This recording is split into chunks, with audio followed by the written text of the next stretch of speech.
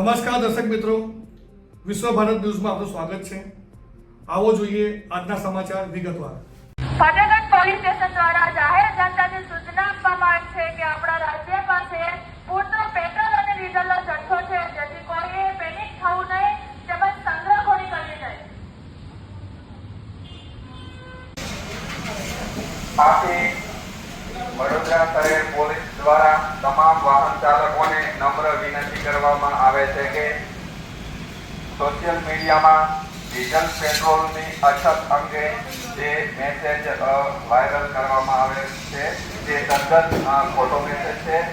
અત્યારે સરકાર પાસે પેટ્રોલ અને ડીઝલની મોટા પ્રમાણમાં વ્યવસ્થા છે, એટલે જરૂર સિવાય કોઈએ બિનજરૂરી લાઈનોમાં ઊભા રહી અને અવ્યવસ્થા ઊભી કરવી નહીં। ધન્યવાદ।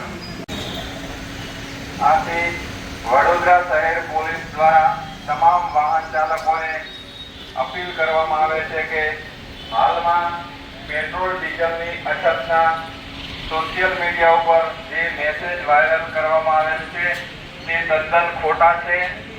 આવી અફવાઓથી દૂર રહેવું। સરકારશ્રી પાસે પેટ્રોલ ડીઝલનો જથ્થો પૂરતા પ્રમાણમાં છે।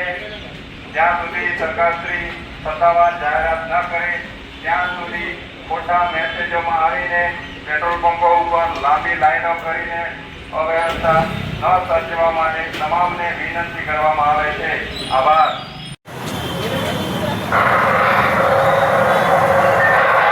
રાજ્ય પાસે પેટ્રોલ અને ડીઝલનો જથ્થો પૂરતા પ્રમાણમાં ઉપલબ્ધ છે। જનતાએ સંગ્રહખોરી કે પેનિક કરવાની કોઈ જરૂર નથી।